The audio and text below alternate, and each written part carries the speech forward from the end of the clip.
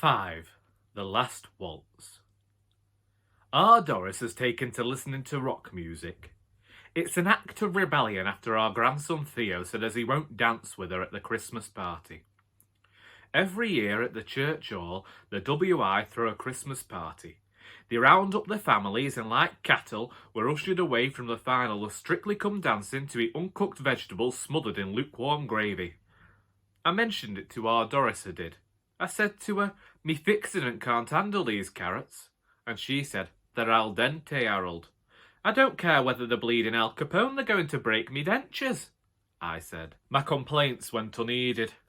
No matter, the DJ turned up the music. The WI started to vet the DJs after the last one decided to play the cha-cha slide. He said as it was an effort to get the kids to get up and dance. Violet Grey said as it was nothing short of debauchery and he would never work in this town again. He's got another gig on the local radio, so he's not doing too badly for himself. When the music comes on, all of the old uns get up and start dancing. Well, it were all we had to do when we were younger.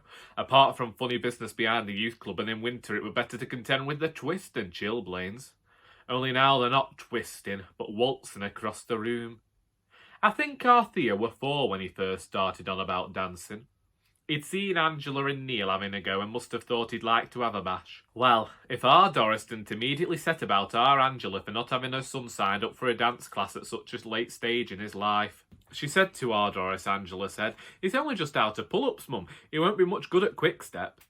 It didn't take our Doris 10 minutes to arrange for Theo to start dancing lessons with Heather Yearley. She had the chequebook after all. He's done all sorts of competitions since then as our Theo, and each year he's taken our Doris to the dance floor to perform a dance they spend the best part of 4 months getting right. 10 years later, he doesn't want to, and our Doris is heartbroken. I knew there was something wrong when we went to do a spot of Christmas shopping. The majority had already been done. These were gifts for those our Doris didn't particularly mind forgetting about. For the first time in years, she had to get Janice Dooley of Little Street something other than a card factory card with "From the Copeland" scrawled beneath the Happy Christmas. The select few she does like get homemade cards. A depiction of a gingerbread house in the background, with decoupage of 2 hollyberries and an appropriate amount of glitter that isn't too gaudy but exudes the correct impression required to truly appreciate the festive season. She starts making them in April. We went into Boots to find something for Janice. Our Doris usually thinks about these things for months in advance, knows what a gift says about the person receiving it and the person giving it, so as not to make any social faux pas. I'd asked our Doris to see the list and was told in no uncertain terms that I wouldn't get a look at her list. She said to me, "If I even so much as think that you have glanced at the Christmas list, Harold, it won't be turkey getting roasted for dinner, I can tell you." Our Doris took the list from the pocket of her duffel coat. She brought the folded list up to her lips and inched it open before stealing one peek and rushing it back into her pocket. I said to her, "You look like you're on a kamikaze mission, our Doris." She said, "All purchases can and will be used against you." "Honestly, Harold, I thought you knew that. Look what happened when Jiff became Sif." Then she sped off down the aisle. Boots at Christmas is like stepping into Jesus' stable. Overcrowded, and someone stepped in for a muck. Folk tend to see our Doris coming and step aside, probably because they know she's not afraid to beat them with her handbag. Not at Christmas, anyway. She keeps a special handbag for Christmas. Plain black, faux leather, Marks and Spencer. Our Doris found the aisle she needed without having to wield her handbag, and froze. She turned to me, eyes wide, barely a lash away from the look, and she said, "They're out of stock." I said, "I thought you didn't mind about getting Janice a gift." She said, "This wasn't for Janice, it's for Theo." I stopped and took notice of what were on the shelves, and I thought our Theo wouldn't go for much of this. The shelves were full to the brim with anti-aging creams, lotions, pills, and in one case a glove that when wiped across the face would miraculously remove wrinkles. I said to her, "I don't think Theo would go in for oil of Olay, our Doris. He's only 14.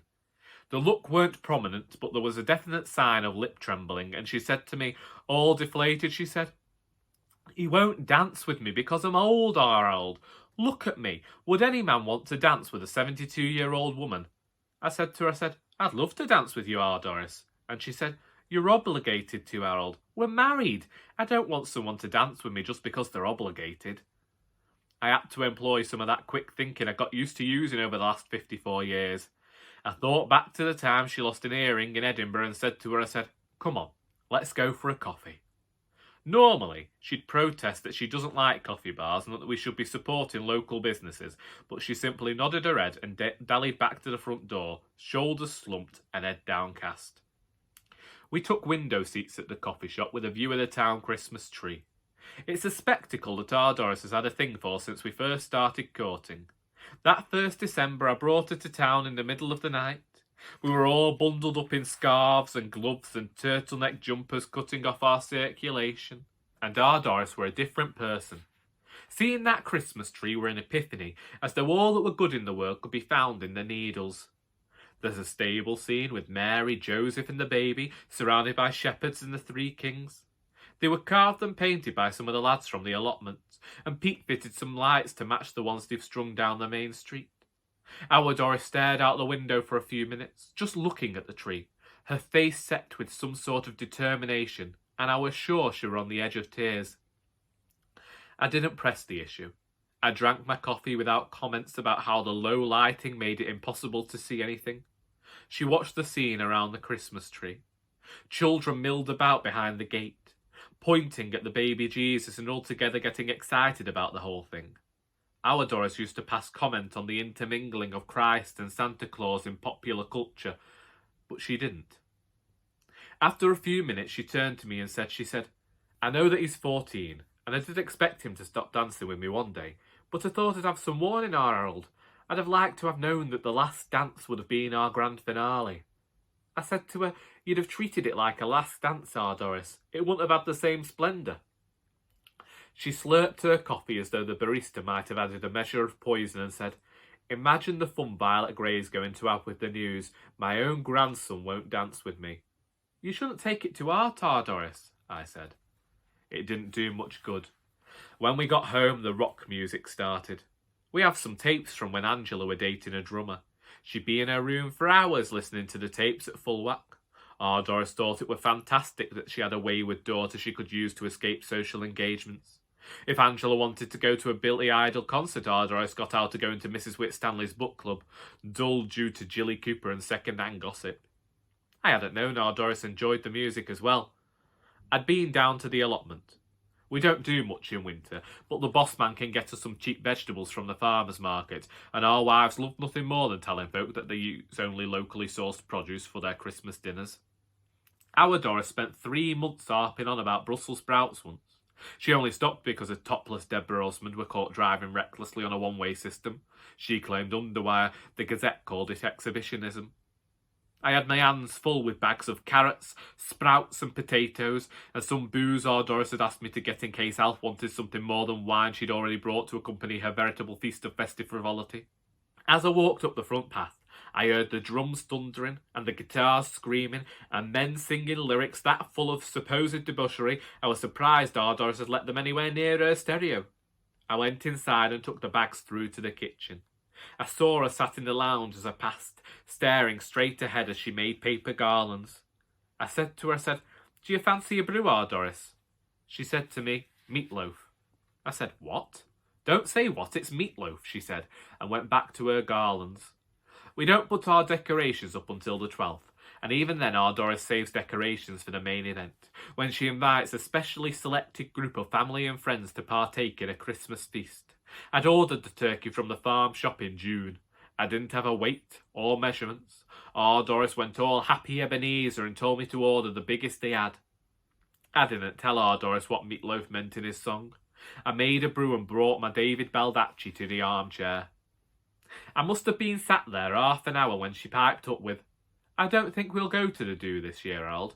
Not when we've got our New Year's party. People might get the impression that we're being frivolous with our retirement fund. We worked hard for that retirement fund, Our Doris, I said. I put the book down and met her eyes. I don't recommend it to the untrained professional. Looking Our Doris in the eye can result in temporary insanity, blindness, and on more than one occasion, a telephone book thrown at your head. I said to her, is this about Theo? I thought I would flinch. Every bone in my body were on edge, steeled against the possible threat of her yellow pages, when she set down the garland and said, I would have liked to have followed the song's example. Had one last waltz with my grandson before I get too old and he starts properly courting. He's 14. She shot a quick look and said, Yes, and you weren't much older when you started hanging about the co-op after me. Times were different then, I said. We didn't have television and there was something about you that called to me. If you're talking about my breasts, I'll spifflicate you, Harold Copeland, she said, returning to her decoration. There were a hint of a smile there. It were hidden beneath her jowls, but it were there all right. I tell you what, I'm picking him up from school today. I'll take him to the pub and we can have a chat. You're always taking him to that pub for chats, she said. I'm having to tell the WI you're trying to steer him away from drinking by using the air and horse as a deterrent. I said to her, you keep telling them that, and I'll keep buying our Theo bitter shandies. It'll put him right off. It were getting on for the last week of school, and Angela wanted to finish her Christmas shopping without having to contend with Theo and her husband. With Neil at work, I picked Theo up at the school gates and headed off to the Air and Horse. They'd done the place out for the holidays. It were bitter cold outside. I'd had to wear the driving gloves Our Doris bought me because she wanted her husband to look sporting when he dropped her off at certain events. And the pub had lit her fire. I don't know what it is, but there's something about an open fire crackling behind a grate that reminds you of Christmas.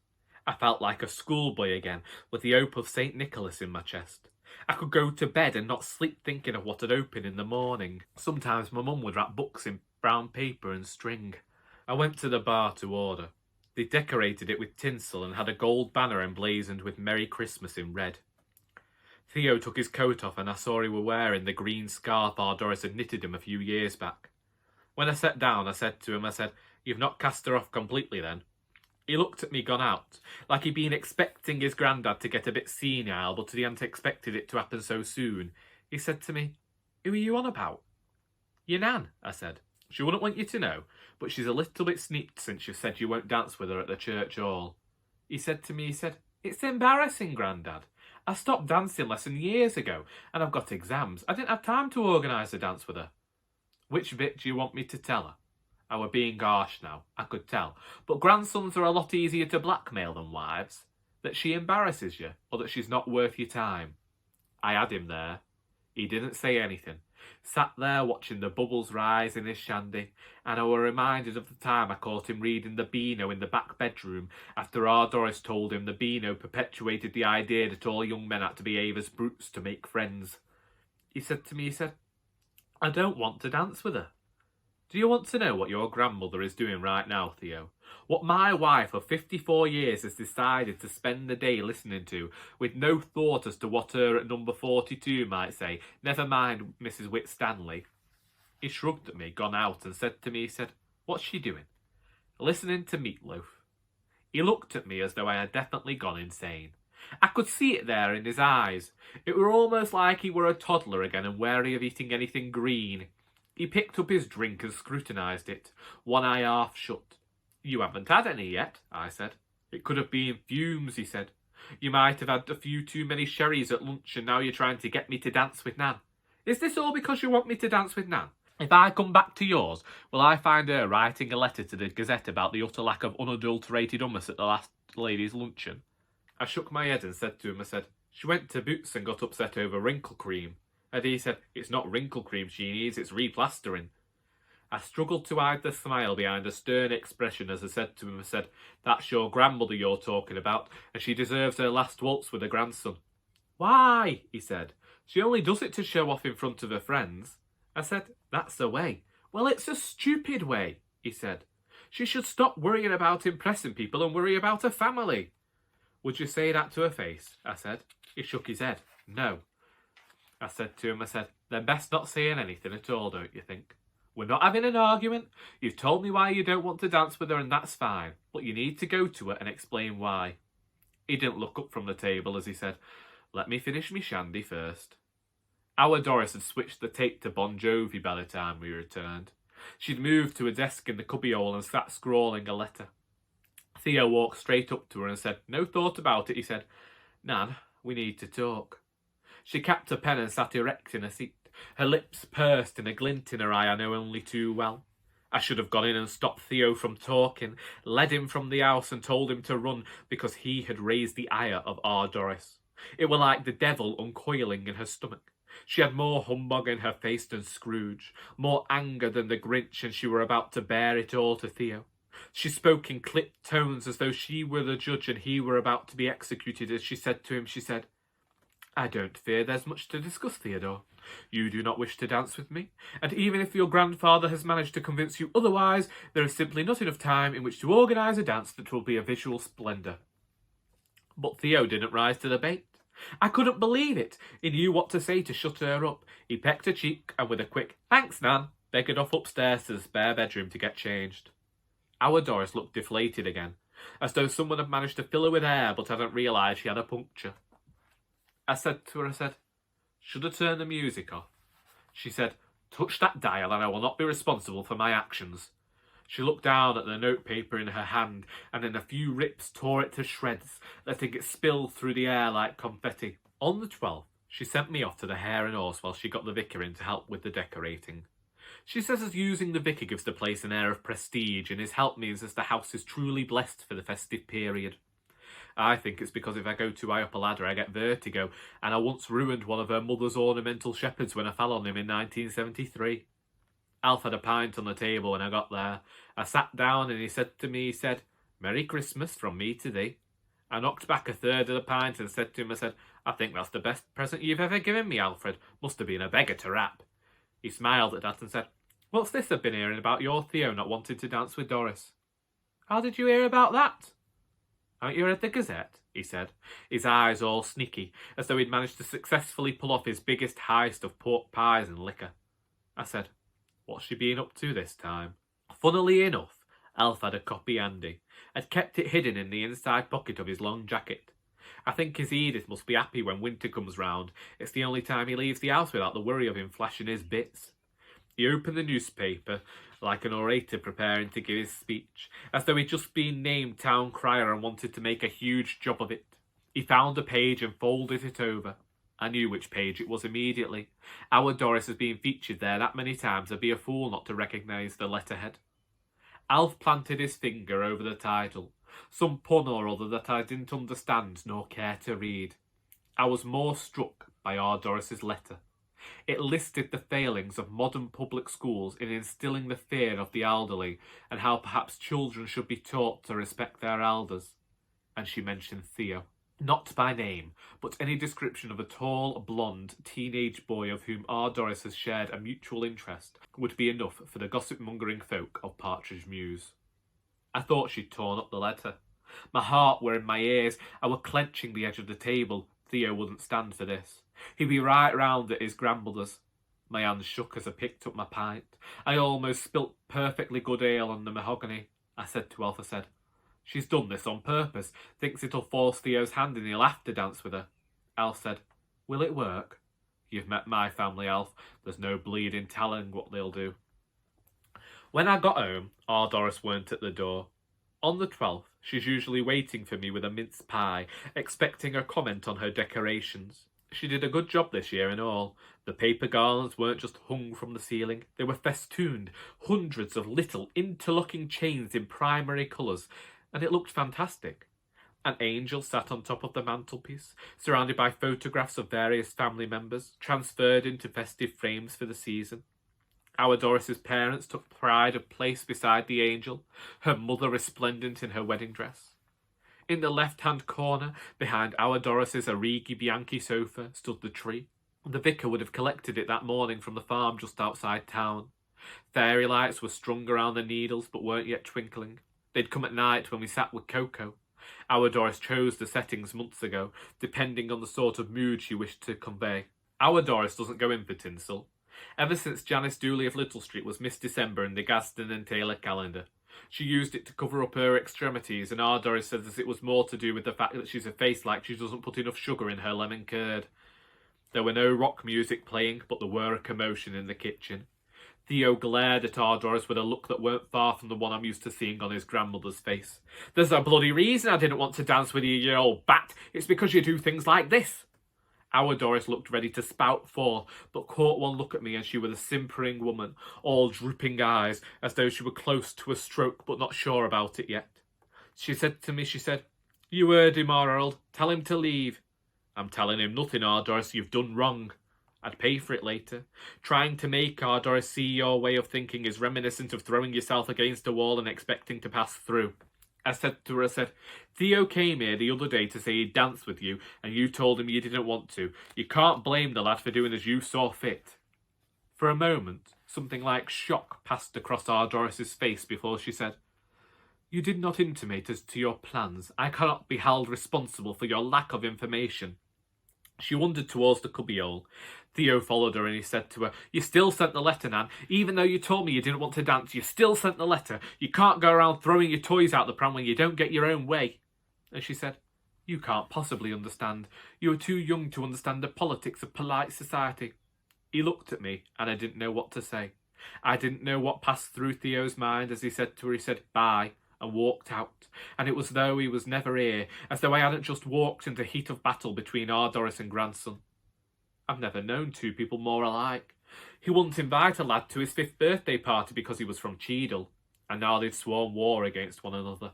I looked at Our Doris, stubborn in her cubbyhole, and for some reason, some unfathomable reason, I said, "Merry Christmas," and followed Theo out the door. I wound up wandering around town, my bobble hat pulled down over my ears and a scarf trapping all of the air from my mouth. I don't recommend a walk in the middle of the night in December, especially when you're 74. Some folk would have called my ending up at the Christmas tree a sign from above. All I could think about was the second Home Alone film when that lad ends up foiling burglars in ways that nowadays would earn him an ASBO. I didn't give too much thought to that film. Instead, I was thinking about how to get Our Doris and Theo back on speaking terms. Neither of them likes to apologise, and Theo once went 3 months without speaking to Our Doris when she took his crayons off him for colouring on the walls. Both of them had said they wanted to dance with the other. Well, Theo said he would, which I'd have to take to mean the same thing. I looked at the scene with Mary and Joseph and did what all those folk in all those films think. If Christmas is a time for miracles, then maybe I would be able to get Our Doris to apologise and get Theo to dance. I put the plan into action in the morning. Folk had started turning out of the pubs and I didn't fancy getting accosted by a PVC-clad Mrs. Claus. At 2 o'clock in the afternoon on the 13th, I woke up. I felt refreshed. I'd had the best night's sleep I'd had in a long time. Then I remembered the task that lay ahead. Theo would be finishing school soon, so I needed to put my plan into motion. I didn't bother with a shower, sprayed myself liberally with some Lynx deodorant we saved in case Theo has to stay the night, and headed off into town. It took me the best part of half an hour to find what I was looking for. Deciding to buy Christmas cards with less than a fortnight to the big day didn't leave me with much choice, and I ended up forking out the better part of £10 for a card that was fit for purpose. Now came the difficult part. Our Doris has perfected her handwriting over the last 72 years, so that it is equal parts upper class as casual. There's a flourish to every word that does not look too sentimental, but doesn't look common either. It's how you know you're in her good books is that flourish, and I had to use it now. I wrote the only possible word I could think of that Doris might approve. It weren't much, it weren't as tidy as our Doris's script, but it would have to do. I drove to our Angela's, posting the card through the letterbox without knocking, and hoping beyond hope that no one had looked out the window as I dawdled down the path, certain my feet were frostbitten. Ultimately, our Doris decided she had to attend the church hall Christmas party. She maintains it was because she had to be seen near Janice Dooley of Little Street, who had been invited, though she isn't a fully fledged member of the WI, merely in control of the garden safari. Besides, Violet Grey would be there, and our Doris would love nothing more than Doug Grey to be found making sinful exclamations to Janice behind the church hall. Angela, Neil and Theo sat at the same table with Alf and Edith on the table across. Theo and our Doris avoided making eye contact. They'd pass vegetables, but they wouldn't share jokes from the crackers, and although our Doris bought him a bit of shandy, neither of them spoke of it. I didn't crack me dentures on the vegetables, and the turkey tasted like turkey, so the dinner turned out all right. The music started midway through, and some of the others were up and gliding across the dance floor like spectres of death. I was just about to dig into my Christmas pudding when she appeared, as though she'd come from the mist like some ghost in a horror film. Violet Grey. She wore a dark purple dress and fake pearls. One must never appear too flush at a church or Christmas soiree, and she'd had her hair done up in a beehive. She must have thought she looked a bit of all right, and I thought she looked a bit like something out of Star Trek. Violet made straight for Theo, standing over him so that she nearly sagged on top of his head. She flickered her eyelashes like moths against a lampshade and said to him, she said, "I was most worried to read of a young man choosing not to dance with his grandmother, Theodore. I thought you were a much more sensible boy than that." Theo straightened his spine and stared Violet straight in the eye and said to her, "And this will have made our Doris proud, this will have," he said, "and it with a veritable icing on the cake," he said. "I do so dislike gossip, Mrs. Grey. After all, I have no qualms about dancing with my grandmother. Quite similar to you having no qualms about the activities Mr. Grey and Miss Dooley are getting up to in the scout hut." He stood up and held his hand out to our Doris and said to her, he said, "Would the lady care for a dance?" Our Doris were positively beaming as she said, "I'd like nothing more." He led her into the middle of the dance floor as the next song began playing. "I never have thought you could waltz the bat out of hell,"